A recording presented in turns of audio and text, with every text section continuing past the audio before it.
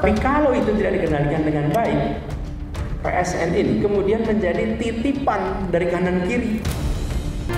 Food estate ini konsepnya itu tidak seindah yang dibayangkan dan tidak sesuai dengan daripada tujuannya. Kita akan membahasnya bersama sejumlah narasumber. Sudah hadir di studio Kompas TV Andi Akmal Pasludin, anggota Komisi 4 fraksi PKS.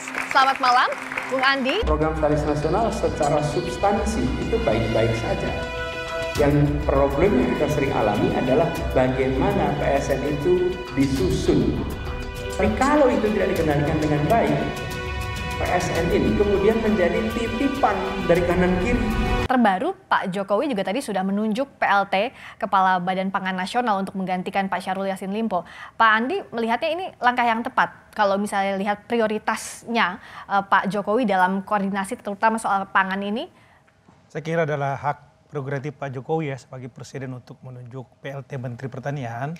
Namun tentu kita mengingatkan ya, masyarakat dan rakyat mengingatkan agar pembangunan pertanian kita ke depannya betul-betul fokus. Ya. Sehingga harapan agar kita tidak tergantung dengan impor, kita bisa swasembada, kita bisa ketersediaan pangan kita dalam negeri tersedia. Kemudian juga di sisi lain juga kita berharap bahwa petani kita juga ini menjadi sejahtera. Ini kan menjadi PR besar nih bagi pemerintahan Jokowi dalam waktu 1 tahun ke depannya. Karena kami melihat bahwa selama ini belum sesuai dengan harapan.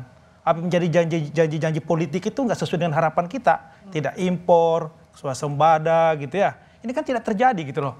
Ini kan menjadi pertanyaan kita dan kita tentu berhak dong untuk menagih janji-janji yang disampaikan. Kita melihat juga bahwa program-program untuk ketahanan pangan maupun pangan secara umum banyak yang tidak, bahkan bisa dikatakan gagal. Tidak mencapai sasaran dan tujuannya gitu ya. Walaupun secara ide itu bagus. Upaya gitu ya untuk bagaimana ketahanan pangan kita menjadi kuat.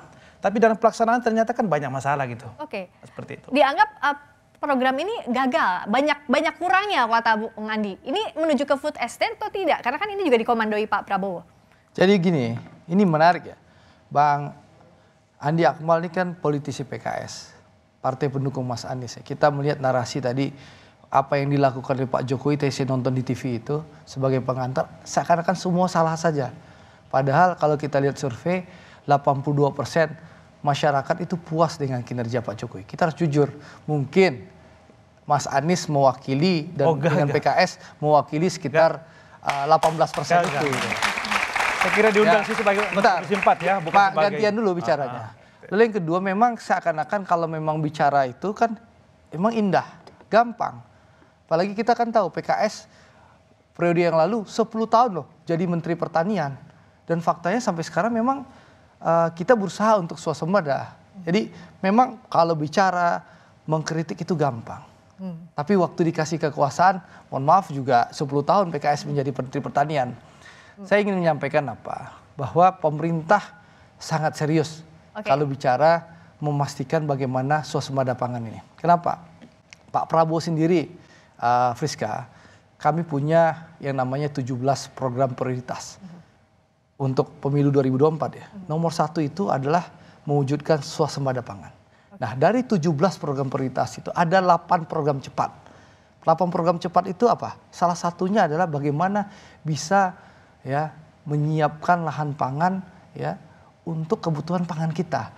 Pak Prabowo ingin bagaimana 24 juta hektar rawa yang ada di Indonesia ini bisa kita pergunakan untuk lahan pertanian. Sehingga apa? Tidak akan ada protes dari negara-negara lain kita menggunakan lahan hutan. Dan airnya cukup juga. Nah, tapi memang sekali lagi keinginan pemerintah, kerja keras pemerintah ini memang tidak seperti membalikkan telapak tangan. Oke, tidak seperti membalikkan telapak tangan. Tapi kalau sekedar memprotes itu gampang. Jadi saya kan beliau sudah 10 tahun pernah jadi Menteri Pertanian gitu. Ini saya kira kesalahan Mas Andre ya. Pertama, saya datang sini bukan sebagai dari partai ya, tapi sebagai anggota Komisi 4. Kita punya kesimpulan loh. Anda juga sebagai anggota Gerindra, Anda juga menyimpulkan di sana bahwa HUT tested ini gagal loh. Bukan kesimpulan saya.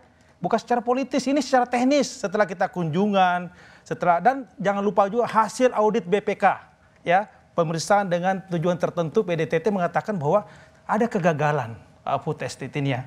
Saya kira Pak Andre tadi sangat indah sekali menggambarkan gitu ya. Sementara penugasan food estate terhadap Kemenhan dan juga Kementan menurut kita gagal nih. Bahkan lahan yang diberikan juga belum berhasil dengan baik Pak Andre. Ini saya kira fakta yang tidak bisa kita pungkiri ya. Jadi DPR itu harus berani berbicara Pak, bukan masalah politisnya. Oke. Kalau tidak bicara boleh saja. jadi anggota DPR oke, gitu ya. Siap. Kita bicara fakta ya, berdasarkan fungsi pengawasan DPR, dia harus bicara fakta Oke, dan perencanaan yang kita lakukan. Based on gitu loh. fakta katanya kritiknya. Bukan politis ini Pak Andre, kan hubungannya dengan presiden. Ya. Kan hubungannya ya. Ya, ini kan pengantar. Ya. Tadi saya mau komentari pengantar bagaimana presiden yang presiden dan dukung Bang Andi Akmal dari saya pengantar dari Kompas TV itu seakan-akan apa yang dilakukan oleh pemerintah Jokowi salah saja. Itu satu.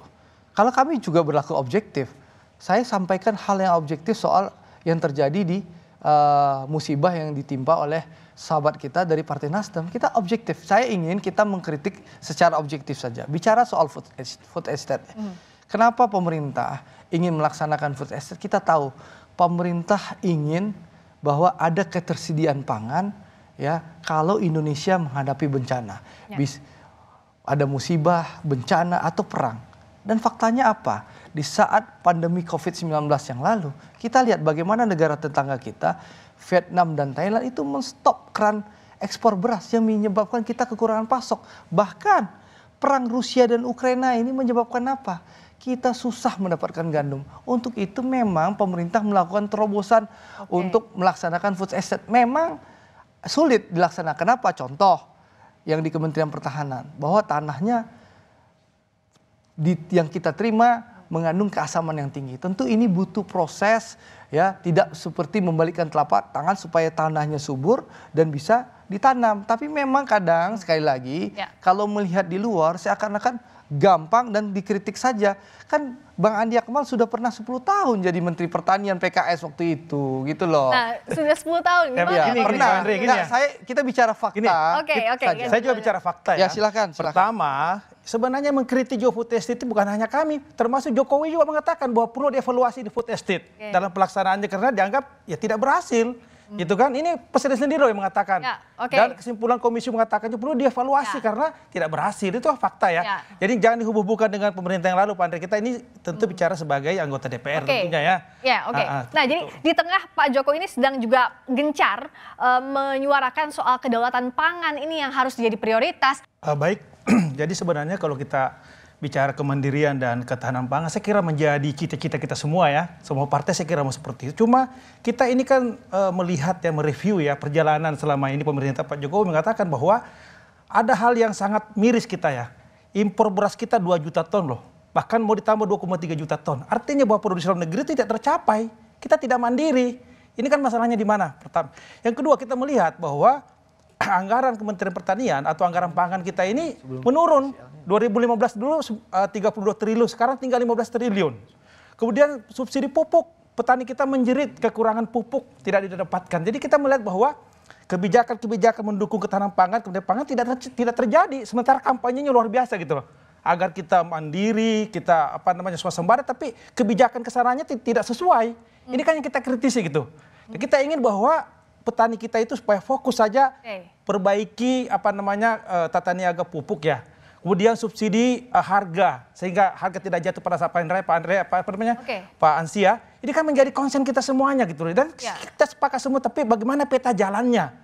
Jangan hanya jadi semacam cerita besar tapi peta jalannya nggak kelihatan. Gimana peta di dua arah? Silakan Bung Andi dijawab. Tadi masih ada kritik apa saja PSN terkait dengan pangan ini dan apa solusinya kalau dari PKS? Saya kira selain tadi food estate, memang pemerintah juga mengencarkan pembangunan bendungan ya. Masukan kita, kritikan kita adalah bagaimana juga selain membangun yang baru, yang lama diperbaiki juga. Sehingga debit airnya bisa maksimal termasuk irigasinya gitu ya. Ini. Yang selanjutnya kita ingin juga memberikan masukan kritikan agar betul-betul pemerintah memperhatikan kesejahteraan dari petani kita gitu ya. Karena pada saat mereka mau berproduksi tidak ada pupuk subsidi dipangkas hasil subsidinya gitu ya. Cukup besar. Kemudian juga kita berharap juga ke depannya subsidi di harga. Sehingga ada kepastian harga bagi petani kita gitu ya. Kemudian tentunya kita berharap bahwa penguatan daripada pertanian kita secara luas, tidak lagi mengandalkan pengadaan beras itu dari luar tapi terima kasih catatannya dari PKS. Berikut